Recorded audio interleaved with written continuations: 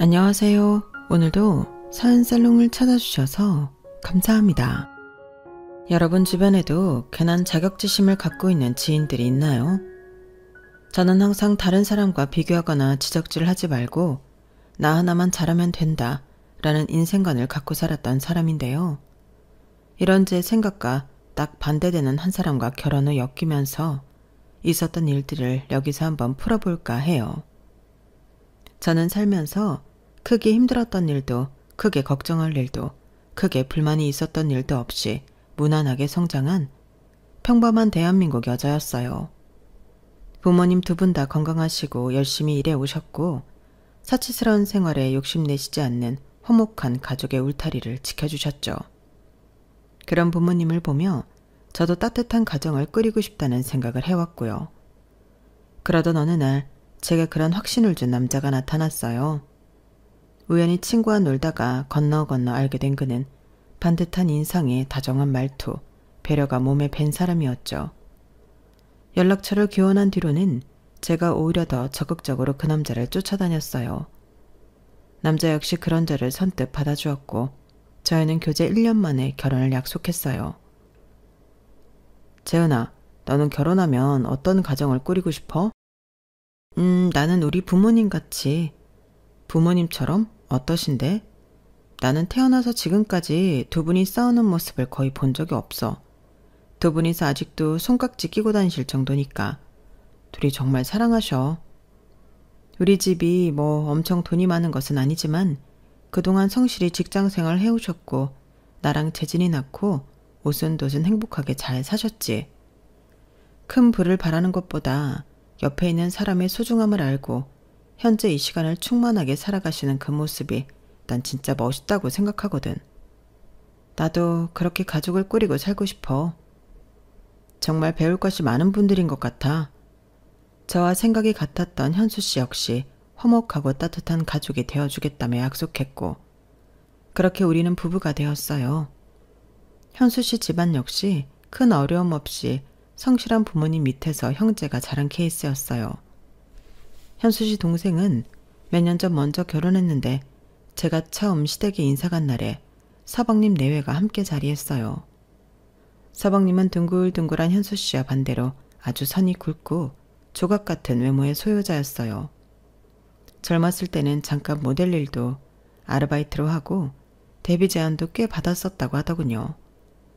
그래서 그런지 서방님 옆에 동서되는 사람 역시 눈에 띄는 이목구비와 날씬한 몸매가 화려해 보였어요. 안녕하세요. 현수 씨랑 결혼하게 될 주재은이라고 해요. 안녕하세요. 형수님이라고 불러도 되죠?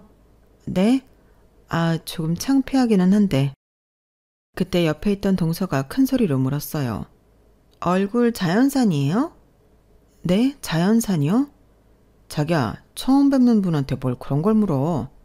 물어볼 수도 있지. 이게 걸스토크야. 저는 뭐 얼굴에 손대고 이런 곳은 없어요. 워낙 무서워하기도 하고요. 어쩌게 웃는 저를 보며 한마디 더 보태더군요. 피부는 좀 어떻게 하셔야 될 것 같은데? 결혼 앞두고 신부가 그런 얼굴로 등장하는 것도 민폐인데. 제가 아는 피부과 소개해 줄까요? 감사합니다. 저는 처음 인사 간 자리라 긴장한 저를 좀 편안하게 해주려는 유머라고 생각했어요. 하지만 대화를 할수록 조금 답이 없는 사람 같더군요. 예물은 어디 것을 할 거예요? 저는 예물할 때 백화점 사장까지 나와서 막 안내해주고 그랬어요. 제가 워낙 VIP라서 혹시 생각한 브랜드 있으면 말씀하세요. 제가 백화점에 말이라도 전달해 볼게요. 말만이라도 고맙네요. 그런데 저희는 그냥 아시는 분한테 가서 심플하게 커플링만 마치기로 했어요. 둘 다 화려한 것에 욕심이 없는 편이라. 요즘은 초등학생도 커플링은 기본으로 한대요. 결혼하면서 무슨 커플링만 심플하게 해요. 그런 게 다 곧 나인 건데. 그래도 관심이 뭐 썩 없어서. 좋은 곳 소개시켜 준데도 뭐 싫다 하시니까 어쩔 수 없네요. 그러고 보니 그녀가 몸에 걸치고 있는 옷과 장신구는 다 크고 화려한 것들이었어요. 명품 브랜드에 대해 잘 모르는 제가 봐도 좋아 보이더군요. 호의인지 자랑인지 모르겠지만 백화점을 소개해준다는 것을 거절한 뒤로 동서는 계속해서 제가 모르는 것들에 대해서 이야기를 쏟아냈어요. 그럼 결혼식장이랑 드레스는요? 아직 그런 것까진 안 했어요. 제가 결혼할 때 프랑스 유명 디자인이 손수 만든 세상에 하나밖에 없는 드레스를 입었거든요. 그건 진짜 웃돈 주고도 못 구하는 거였는데 사람들이 그 드레스 보고 진짜 다들 입이 딱 벌어졌었어요. 너무 예쁘다고. 이것 봐요. 동서가 자랑스럽게 보여준 핸드폰 속 결혼 사진을 보고 저는 어떤 반응을 해야 할지 모르겠더군요. 제가 보기에는 그냥 흔히들 입는 브라탑 드레스 같은데 뭐 구할 수도 없는 거라고 하니 그런가 보다 하고 말았어요. 하지만 동서의 말은 끊기지 않았어요. 식장은 무조건 화려한 게 짱이에요. 이것 보세요. 저랑 성준 씨 결혼할 때 사진이에요. 식장 엄청 예쁘죠? 그쵸? 네, 정말 예쁘네요. 여기도 예약하려면 2년 이상 대기해야 하는 곳인데 뭐 워낙 잘 알고 하니까 제 순서를 제일 먼저 당겨줬었거든요. 아, 대단하시네요. 저희 영혼 없는 리액션이 계속되자 눈치를 챈 남편은 식사를 재촉했어요. 우리 식사부터 좀 하시죠. 그럴까요? 인사가 끝나고 저를 바래다 주러 가는 길에 남편은 슬쩍 말했어요. 아까 좀 불편했지? 미안해. 아니야, 너무 친화력 좋고 하시더라고. 재수씨 댁이 엄청 돈이 많은가 보더라고. 아, 그래? 그쪽 사돈 쪽이 부동산으로 돈을 좀 버셨다 그러더라고. 딸도 재수씨 하느라 완전 금이야 오기 하면서 컸나 봐. 좀 그렇지? 부잣집 외동딸이라고 하니까 이해가 되네. 그럴 수도 있지 뭐. 그때까지만 해도 제 결혼 생활에 철부지 동서가 그렇게까지 영향을 끼칠 줄 몰랐어요. 저와 남편은 큰 문제 없이 결혼 준비를 이어갔고 드디어 디데이가 되었어요. 주인공이 된 기분이 나쁘지 않더군요. 지인들의 칭찬이 끊이지를 않았어요. 어머, 재은아, 너무 예쁘다. 천사인 줄 알았어. 너 진짜 예쁘다. 신랑이랑 신부가 어쩜 저렇게 잘 어울려? 세상 부러운 커플이네. 저렇게 수수한 드레스를 입었는데 얼굴이 워낙 예쁘니까 그냥 다 사네. 여기저기서 들려오는 칭찬에 황홀하고 정말 많이 웃었죠. 그런데 그때 제일 친한 친구가 제게 저기를 보라며 고개를 끄덕였어요. 저는 제 앞에 나타난 동서 때문에 깜짝 놀랐어요. 안녕하세요 형님, 저 왔어요. 드레스 이거 입은 거예요? 아유, 이거 그냥 여기 결혼식장에서 무료로 빌린 건가 보다. 왜 이렇게 누렇고 꼬질꼬질하대요? 그리고 형님, 피부과 안 다녔어요? 제가 다니라고 했잖아요. 신부 얼굴이 이게 뭐예요? 신부인지 들러리인지 모르겠네. 역시나 흠잡을 것이 없나 하며 달려드는 동서의 모습에 조금 기가 막혔어요. 하지만 더 황당한 것은 따로 있었어요. 바로 동서가 제 결혼식에 입고 온 옷 때문이었죠. 옷이 엄청 화려하네요. 아, 제 옷이요? 예쁘죠? 이것도 국내에서는 구할 수 없는 원피스예요. 동서가 입고 있는 것은 원피스보다는 드레스에 가까워 보일 정도로 새하얗고 화려한 비즈가 움직일 때마다 반짝거렸어요. 옷이 제 드레스보다 더 예쁘네요. 모르는 사람이 봤다면 신부가 누구인지 착각했을 정도로 동서는 저보다 훨씬 화려한 드레스 같은 원피스를 입고 나타났더군요. 맞다. 아주버님한테 들으셨죠? 오늘 성준 씨가 정말 갑자기 급한 일이 생겨서 결혼식에는 못 오고 있다 늦는다고. 아, 네. 진짜 빠지지 못할 일이어서 너무 미안해 하신다고 전해 들었어요. 저와 남편 결혼식에 서방님은 피치 못할 사정으로 참석하지 못했어요. 저는 속으로 생각했어요. 하긴 서방님이 동서가 저런 옷 입고 여기 오는 거 알았으면 말렸을 거야. 혼자 오니까 저렇게 입고 온 거겠지? 저희 부모님과 친척들고 굳은 얼굴을 좀처럼 피지 못했어요. 예, 재은아. 저분이 그 동서 될 사람인 거니? 엄마. 아무리 그래도 하객인데 결혼식에 저렇게 하얗고 화려한 드레스를 입고 오다니 이해가 되질 않는구나. 사람들이 다 수군거려. 알아. 저렇게 하고 나타날 줄은 몰랐네. 하지만 더 놀라울 일은 거기서 끝나지 않았어요. 식을 마치고 하객들에게 인사를 다닐 때였어요. 혼주석에 시부모님 두 분만 계셔서 여쭤봤죠. 어머님, 아버님, 식사는 좀 하셨어요? 동서는 왜 안 보여요? 그때 저 반대 테이블에서 시끄러운 소리가 났어요. 야, 마셔. 나 오늘 성준 씨 없다. 늦게 올 거야. 나 자유부인이라고. 미친. 네가 언제 네 남편 있다고 못 논 적 있냐? 웃기는 년일세. 야야, 니네 인사해. 여기 오늘 결혼한 새형님이다. 형님, 제 친구들도 오늘 왔어요. 동서가 제 팔뚝을 잡고 자기 친구들이라며 소개한 테이블은 동서랑 비슷비슷한 외모에 모조리 화려한 차림새를 하고 있더군요. 그런데 동서를 포함해 다들 얼마나 마신 건지 잔뜩 취한 모습들이었어요. 동서, 친구들까지 초대해주고 고마워요. 그런데 왜 이렇게 많이 마셨어요? 엄청 취했네. 제 말은 아랑곳 않고 잔뜩 취해 혀가 꼬부라진 동서가 친구들에게 말하더군요. 야, 우리 새형님 결혼 전에 성형외과 가고 피부과 가고 아무것도 안 간 사람이다? 겁나 신기하지? 내가 관리 좀 하라고 그렇게 얘기를 했는데 뭔 자신감이지 그냥 결혼함? 개웃기지? 동서, 집에 얼른 가서 쉬는 게 낫겠어요.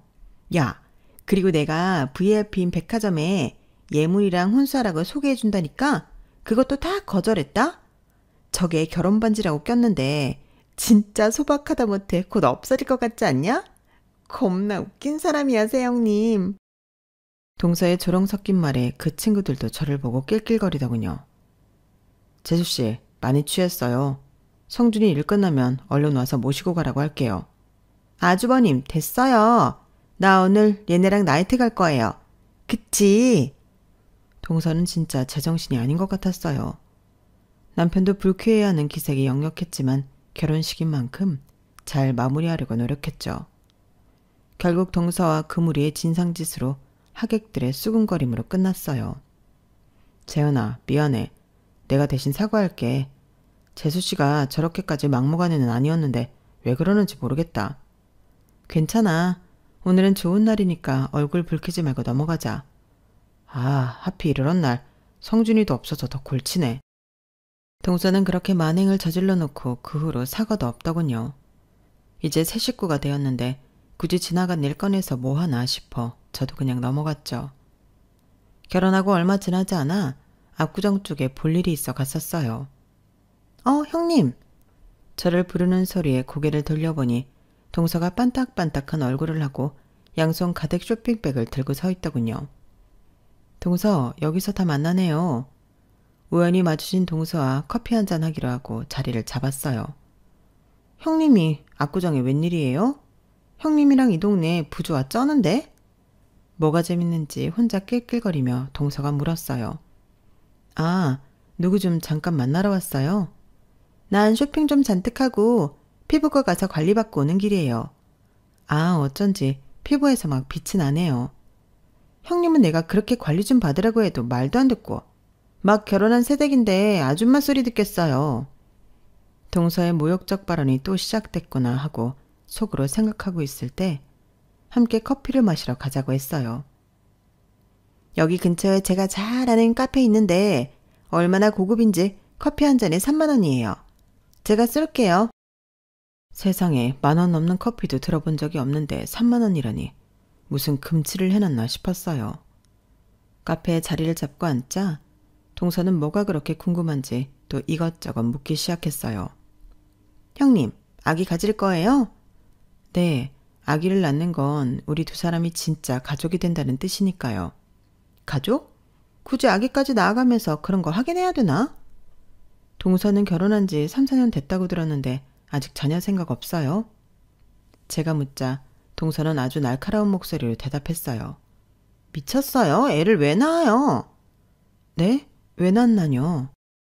형님, 저 몸에 좋은 거 먹고 매일 필라테스를 3시간씩 하는 사람이에요. 이 몸매 계속 유지하려고요. 그런데 무슨 임신이에요. 몸 망가지게. 애 낳은 여자들 봐요. 그게 무슨 몸이야. 말 그대로 몸뚱아리지. 그럼 몸매 망가질까봐 임신을 안 하겠다는 거예요? 당연하죠. 난 애보다 내 몸매를 선택한 거죠. 그리고 어차피 내가 애도 별로 안 좋아해요. 저는 조금 당황했어요. 자기 몸매가 망가질까봐 아이를 갖지 않는다는 사람은 처음 봤거든요. 그럼 서방님도 동서 생각이랑 같은 거예요? 몰라요. 가끔 애 얘기하는데 그럴 때마다 내가 이혼해버린다고 윽박 지르니까 또 좀 잠잠해요. 웃기죠? 뭐가 웃긴 건지 모르겠지만 아무렇지 않게 그런 얘기를 하며 웃는 동서에게 전보다 더 거리감이 느껴지더군요. 그때 저희 테이블 옆을 뛰어가던 꼬마아이가 넘어졌어요. 저는 얼른 일어나 아이를 일으켜주며 말했어요. 괜찮아? 다치지 않았어? 아이는 놀랐는지 울기 시작했어요. 아이 시끄러워. 왜 여기서 울고 난리야? 야, 너 빨리 니네 엄마한테 가. 동서는 다 들리는 목소리로 짜증을 내며 말했어요. 마침 화장실을 다녀오던 아이 엄마가 우는 아이를 발견하고 달리기 시작했어요. 엄마, 내가 넘어지니까 이 누나는 나 일으켜줬는데 여기 이 아줌마는 나한테 빨리 가라고 소리 질렀어. 아이의 말 한마디에 동서의 얼굴이 싹 굳는 것이 느껴졌어요. 뭐? 아줌마? 넌 내가 아줌마로 보여? 여기는, 이쪽은 왜 누난데? 아니, 우리 애한테 지금 뭐라 하는 거예요? 아이 엄마는 아이 손을 잡고 화를 내며 자리를 떠났어요. 아씨, 왜 이렇게 미친 것들이 많어? 뭐? 아줌마? 진짜 가서 죽여버릴까? 동서, 왜 이렇게 화가 많이 났어요? 진정해요. 형님 같으면 지금 진정하게 생겼어요? 저보고 아줌마라는데. 전 도통 이해가 가지 않았죠. 아이의 그 말 한마디로 그렇게까지 화를 내고 짜증을 부릴 줄은 말이에요. 기분 나빠서 못 앉아있겠네. 저 먼저 갈게요. 동서. 그날 갑자기 저를 카페에 혼자 남겨놓고 간 동서가 어딜 갔는지는 나중에 알았어요. 한 달 후 시아버님 생신이라 다 같이 모인 식사 자리에서 동서는 이상하게 다른 얼굴을 하고 있더군요. 괜한 말했다가 곤란해질까 가만히 있었는데 동서가 먼저 다가와 말 걸더군요. 형님, 나 어때요? 네? 뭐가요? 나 달라지지 않았어요? 아, 좀 달라진 것 같은데 정확히 잘 모르겠어서. 내가 그날 그 싸가지 없는 꼬마 때문에 얼마나 열받았는지 알아요? 누구 보고 아줌마래. 그래서 그날 바로 성형외과 가서 얼굴 손 좀 봤어요. 어때요? 어색하지 않고 자연스럽죠? 저는 그제서야 알겠더군요. 곧 터질 것 같은 맨들맨들한 이마, 웃을 때 더 도드라지는 광대, 순대라고 해도 믿을 만큼 더 두꺼워진 입술, 각도기같이 정확하고 날카로워 보이는 턱까지. 동서는 전보다 훨씬 부자연스러운 얼굴을 자랑스럽게 내밀고 있었어요.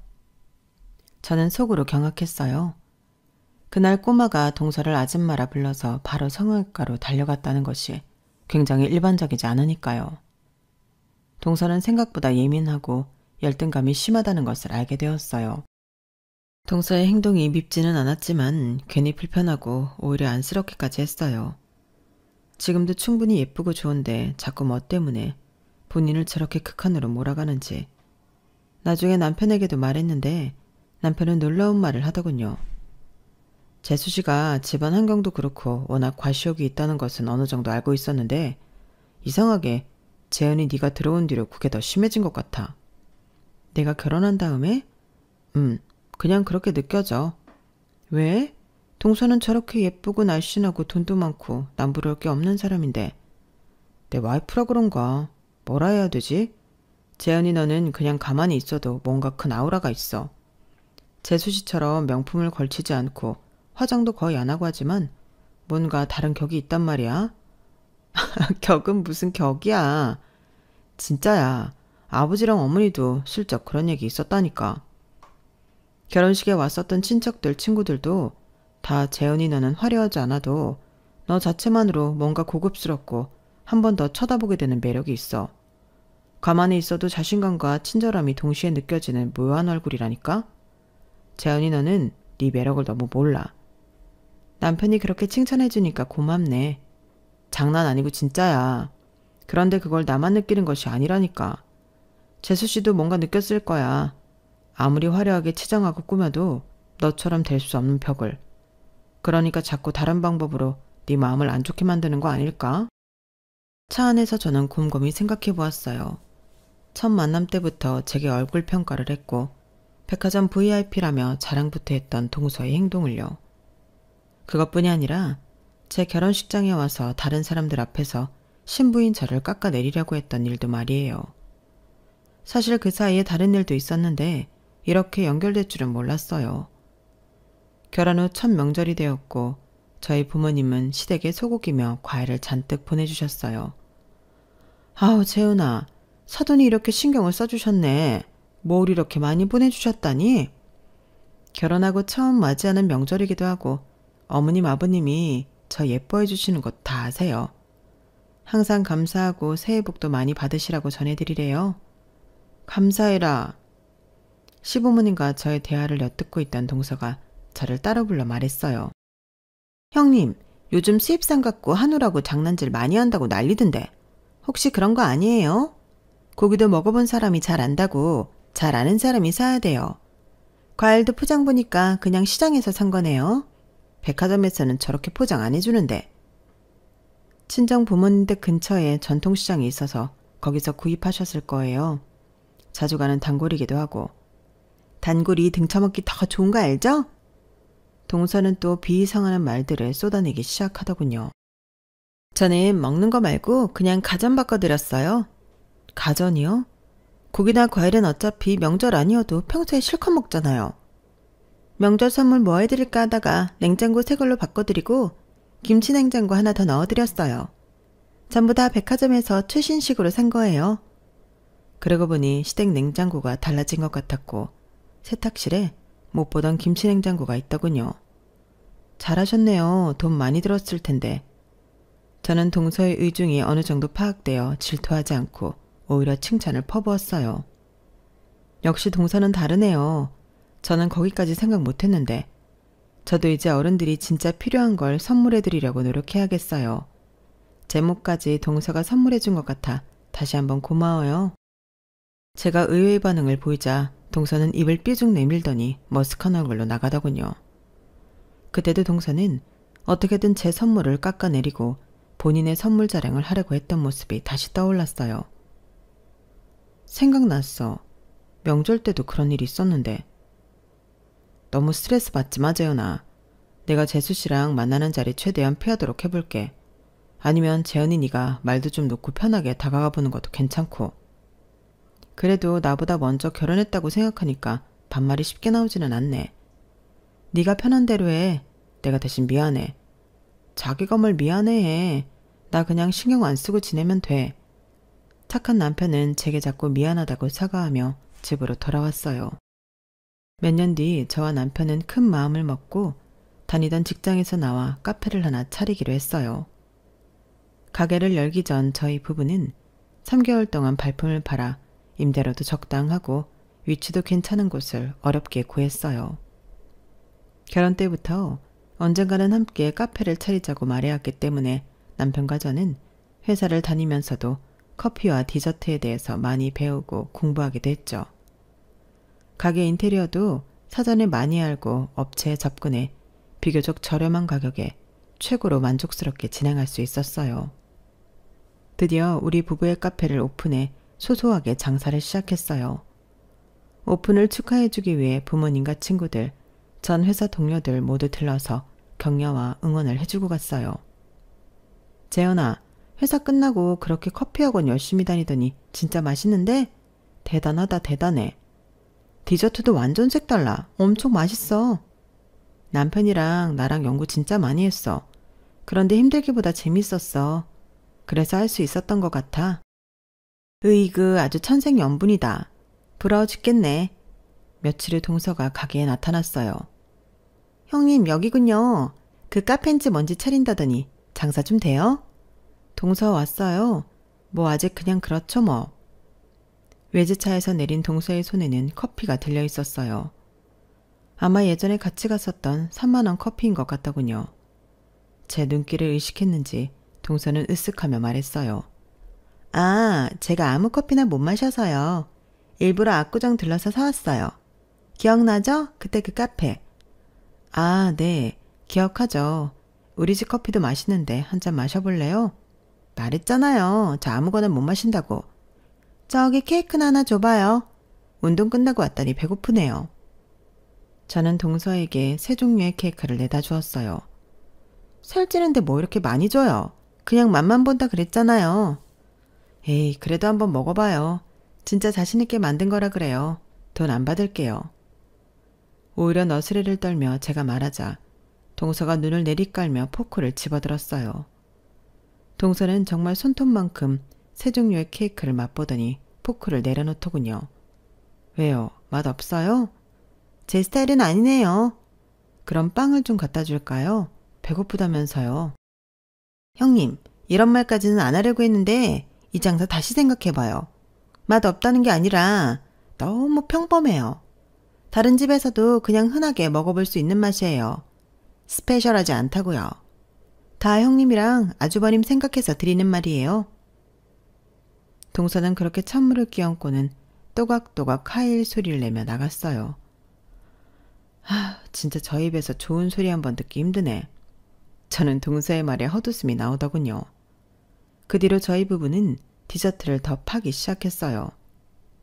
내 입에는 맛있는데 왜 동서 입에는 그냥 그럴까? 그러게, 나도 맛있는데. 하여간 재수씨 참 어려운 사람이야. 조금 더 나은 방향으로 가기 위해 골똘히 생각하는 중에 뜻밖의 귀인을 만나게 됐어요. 아르바이트생을 새로 뽑게 됐는데 성실하고 부지런한 친구였죠. 그 모습이 너무 기특해서 저희 부부 역시 아르바이트생에게 잘 대해주었고 그 친구 역시 저희를 믿고 따르며 가족 같은 분위기의 카페가 되었어요. 사장님, 좀 먼 친척이기는 한데 사촌 언니가 베이커리랑 디저트 쪽 전문가거든요. 그 언니는 본인이 가게 안 차리고 그냥 하루에 딱 자기가 만들 수 있는 물량만 예약제로 받아서 파는 식인데 진짜 맛있다고 소문난 집이에요. 갑자기 생각나서 그러는데 거기 언니한테 한번 말해볼까요? 디저트에 진심인 저를 보며 아르바이트생인 선아가 뜻밖의 이야기를 전해주었어요. 정말? 그런 사촌이 있었어? 네, 제가 한번 알아볼게요. 먼 친척이라면서 괜찮겠어? 걱정 마세요. 얼마 후 선아에게 반가운 소식이 들려왔어요. 사장님, 저희 사촌 언니가 여기 카페로 한번 오고 싶대요. 정말? 고마워 선아야. 그렇게 선아 사촌 언니인 윤정 씨를 알게 되었고 많은 이야기를 나누었어요. 이쪽 일을 늦게 시작하셨는데 두 분이 정말 진심이고 열심히 하는 게 느껴져요. 저도 같이 일하고 싶어요. 윤정 씨는 기꺼이 함께 일하고 싶다 해주었고 저희 부부는 천군만마를 얻은 것 같았어요. 그렇게 저희 카페는 윤정 씨 덕분에 더 입소문이 나서 매출이 껑충 뛰기 시작했고요. 뜻밖의 인연이 이렇게 많은 복을 가져다 줄지 생각도 못했죠. 그렇게 힘들지만 기쁘고 감사한 하루하루를 보내고 있었어요. 한창 카페가 잘 되고 있을 때쯤 50m 정도 떨어진 곳에 새로운 카페가 들어온다는 정보를 들었어요. 다 같이 잘 되면 좋겠지만 솔직히 우리 카페와 너무 가깝다고 생각하긴 했어요. 오며 가며 슬쩍 곁눈질로 봤는데 우리 카페와는 비교도 안 될 정도로 큰 2층 구조에 형형색색 화려하고 비싸 보이는 인테리어가 돋보이더군요. 괜히 손님을 많이 뺏길까 긴장감도 들었지만 저희 부부 선아 윤정 씨까지 더 똘똘 뭉쳐 열심히 하기로 했죠. 그 카페가 오픈하던 날 저와 남편은 기절할 뻔했어요. 카페 주인이 바로 동서였던 거예요. 동서, 재수씨. 어머, 아주버님 형님, 안녕하세요. 이 카페 동서가 차린 거였어요? 네, 돈 좀 드렸어요. 괜찮죠? 갑자기 여기에 카페는 왜? 그리고 아무 말도 없었잖아요. 제 카페 차리는데 형님한테 일일이 보고해야 돼요? 지금 성준 씨도 해외에 나간 지 오래돼서 저희가 차린 줄도 모르는데.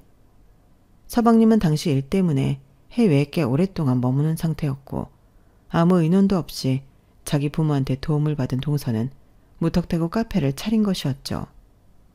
동서 말대로 저희한테 카페를 열 거라고 뭐 알릴 필요는 없지만 그래도 이렇게나 근접한 위치에 이렇게나 의리의리하게 차렸다는 것이 이해할 수 없었어요. 저나 남편은 둘 다 너무 황당해 할 말을 잃었어요. 더 기가 막힌 일은 나중에 알고 보니 우리 카페에 윤정 씨가 만든 디저트를 그대로 모방해 팔고 있더군요. 이 사실을 안 윤정 씨는 크게 화를 냈고 저희 부부 역시 어떻게 해결해야 하나 고민이 깊었죠. 동서의 카페가 개업하고 확실히 저희 쪽에 매출이 좀 줄기는 하더군요. 아무래도 같은 카페지만 저희같이 소박한 카페보다 그쪽에 화려하고 예쁜 카페가 사람들의 이목을 더 쉽게 끌 테니까요.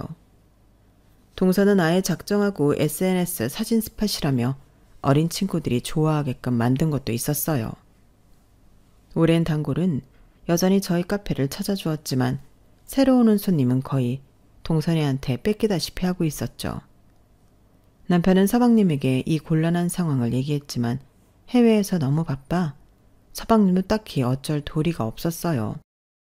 시부모님 역시 저희와 동선의 사이가 언제 틀어질지 몰라 노심초사하고 계셨고요.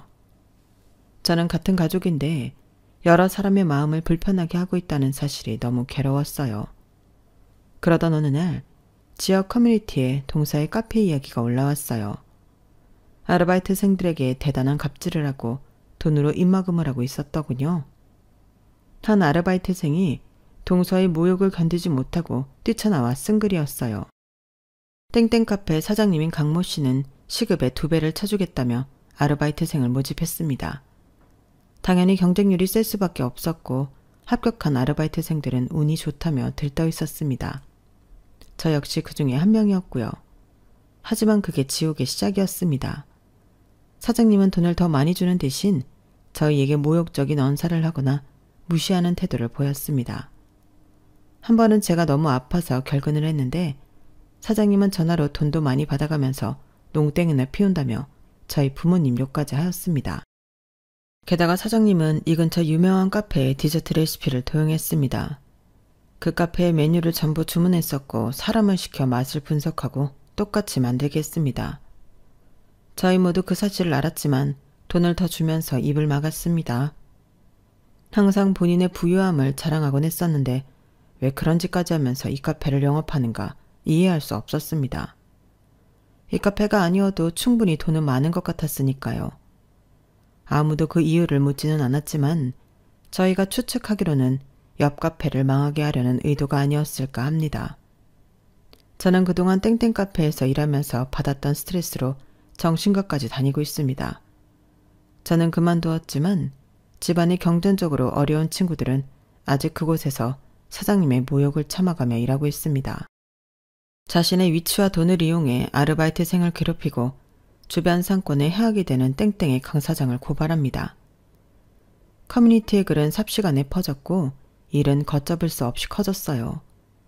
그러다 정말 동서와 손절하게 되는 결정적 사건이 있었어요. 동서 카페 고발 사건 다음 날 동서는 우리 카페 문을 부실 듯한 기세로 열고 들어왔어요. 여기 나와보세요. 큰 소리에 나가보니 동서가 씩씩거리며 서 있었어요. 동서, 무슨 일이에요? 내가 그렇게 우습게 보여요? 이렇게 치사한 방법으로밖에 날 이길 수 없을 것 같죠? 무슨 말인지 못 알아듣겠어요. 우리 아르바이트생 꼬디 같잖아요. 네? 그만둔 애 꼬셔서 이상한 글이나 올리게 하고 돈 얼마 줬길래 걔가 제 아이디 팔아가면서 글 썼대요? 액수나 한번 들어봅시다. 동서, 무슨 큰 오해가 있나 본데. 그놈의 동서 소리 좀 집어치우고 걔가 쓴 글에 내 사진까지 붙여놔서 지금 가는 데마다 욕먹고 있어요. 나 이렇게 만드니까 이제야 속이 후련해요? 저도 더 이상 참지 않고 목소리를 높였어요. 그래, 당신 이제 내 동서도 아니야. 머리가 어떻게 꼬여있으면 우리가 그런 계획을 했다고 생각하는 거야? 항상 이런 식으로 살아왔어? 그 피해의식을 왜 여기 와서 풀고 난리야? 결혼하고 그래도 당신이랑 가족이 됐다고 생각하고 어떻게 하든 그냥 넘겼어. 드라마에서처럼 형님이랑 동서랑 원수지면 현수 씨랑 서방님은, 어머님 아버님은 괜히 객식구 잘못 들어와서 집안 뒤집어 놨다고 할까봐 그냥 가만히 있었다고. 당신은 그런 생각 해본 적이라도 있어? 무섭게 소리 지르는 제 모습을 처음 본 동서와 다른 사람들은 놀라 아무 말도 못하고 있었어요. 처음 인사 왔을 때부터 진짜 마음에 안 들었어. 뭐가 잘나서 고개 빳빳이 들고 내가 충고하는 걸 다 튕겨? 처음부터 아주 재수없었어. 그쯤 되니 동서도 이제 막 나가는 것 같았어요. 내가 뭐 비싼 브랜드니 백화점이니 소개해준다고 했던 거? 결혼 전에 관리받으라고 지적질했던 거? 내가 왜 그런 걸 해야 되는데? 그런 건 자격지심 쩌는 너 같은 애나 하는 거야. 뭐? 자격지심? 말 다 했어? 남편 잘생겼겠다. 시부모님 온화하신 분들이고 니네 친정 돈도 많다며. 너 필라테스인가 뭔가 맨날 해서 몸매 잘 갖고 놓고 얼굴 쌍판대기 고치고 싶은 대로 다 고치고 살면서 도대체 뭐가 모자라서 나한테 시비질인데? 우리 카페 여기서 장사 잘 되니까 너 배알 꼴려서 그 가게 차린 거잖아. 우리 디저트 레시피까지 훔쳐가면서. 그런데 이제 나를 뒤에서 사람이나 조종하는 음흉한 인간으로 몰아? 내가 너한테 뭘 그렇게 잘못했니? 난 너한테 경쟁심 같은 거 1도 없는데 넌 왜 혼자 난리야? 네가 나한테 뭘 느꼈는지 모르겠지만 넌 내 급이 아니야. 난 너랑 격이 다른 사람이라고. 알겠어? 저는 전에 남편이 제게 해줬던 칭찬까지 생각해 공격했어요. 그동안 화라는 감정을 잘 모르고 살았던 저인데 한번 우라가 치미니까 저 스스로도 놀랄 정도로 변하더군요. 하지만 뭔가 그렇게 쏟아내니까 속은 시원했어요. 알게 모르게 결혼하고 그동안 동서가 보인 무례한 태도가 저도 마음에 걸려 있었나 봐요. 급이 다르다는 말에 동서의 눈꼬리가 더 올라갔어요. 급? 격? 지금 네가 누구 앞에서 그런 걸 따져? 너야말로 나랑 급을 운운할 자격이 있다고 생각해? 난 여태까지 그런 생각하면서 살지 않았다고. 그런데 네 자신을 봐봐. 항상 나 의식하면서 뭐든 더 많이, 뭐든 더 화려하게, 뭐든 더 삐까뻔쩍하게 하려고 발악했잖아. 뭐? 발악? 발악이라고 했어? 내가 솔직하게 말해줄까? 그동안 네가 하는 짓거리 보면서 진짜 질투심 난 적 단 한 번도 없어. 오히려 네가 불쌍하고 안타깝더라. 뭐? 불쌍? 이게 진짜 미쳤나? 눈에 뵈는 것이 없는 동서는 드디어 제 앞에서 손까지 올리더군요. 재수씨, 그만합시다. 남편의 만류에도 쉽게 흥분을 가라앉히지 못하고 동서는 계속 꽥꽥 소리를 질러댔어요. 그날 저녁 남편은 곧장 시댁으로 달려가 시부모님께 이 모든 사실을 알렸어요. 시부모님 역시 항상 동서가 무슨 일을 벌일까 조마조마했다며 적극적으로 중재하지 못했던 당신들이 미안하다며 사과했다고 하시더군요. 그 일로 아직 일정이 남아있던 서방님은 계획보다 일찍 한국에 들어오게 되었고 저와 남편 앞에서 진심으로 미안해했어요. 형수님 정말 죄송해요. 집사람이 철이 없는 줄은 알았지만 이 정도로 개념 없이 굴지 몰랐어요. 카페 차린 것도 저한테 말 한마디 안 하고 장인어른한테 돈 받아서 열었더군요.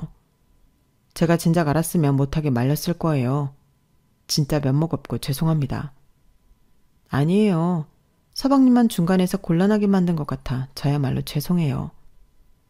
그 뒤로 저는 동서와 완전히 발길을 끊었고 한동안은 서방님과도 연락을 자주 하지 않았어요.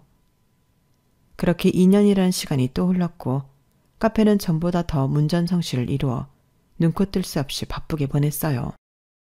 손님들의 많은 요청으로 가게도 더 크게 확장했고 직원 수도 많아졌죠. 그리고 더 좋은 소식은 저희 부부에게도 아기 천사가 찾아왔답니다. 다음 달에 세상에 나오는 딸을 만날 생각을 하니 너무 기쁘고 행복하네요. 간혹 들려오는 서방님과 동선에는 꽤 좋지 않은 듯 했어요. 2년 전 그 사건 이후로 둘 사이는 계속 마찰이 생겼고 지친 서방님이 먼저 이혼을 제안했다고 하더군요. 그즈음 동서의 친정에서 무리하게 부동산 투자를 진행하다 많은 빚을 지었다고 해요. 한순간 벼락부자에서 알거지가 된 동선의 친정은 이제 더 이상 동서를 도와주기는커녕 입만 벌리며 돈 구해달란 소리만 한다고 하더군요. 동서의 사치 욕심도 끝이 났고 서방님에게 버림받을까 벌벌 긴다는 얘기를 들었어요. 저는 동서가 얼마나 예쁘고 좋은 것들을 많이 가졌는지 스스로 깨우쳤으면 좋겠어요. 눈에 보이는 거 비싼 것들이 무조건 그 사람을 대변하는 것은 아니라는 사실을 동서가 하루빨리 깨달았으면 해요. 제 사연은 여기까지입니다. 겉모습보다 내면이 아름다운 사람이 되도록 노력해 보렵니다. 들어주셔서 감사드려요. 항상 행복하세요.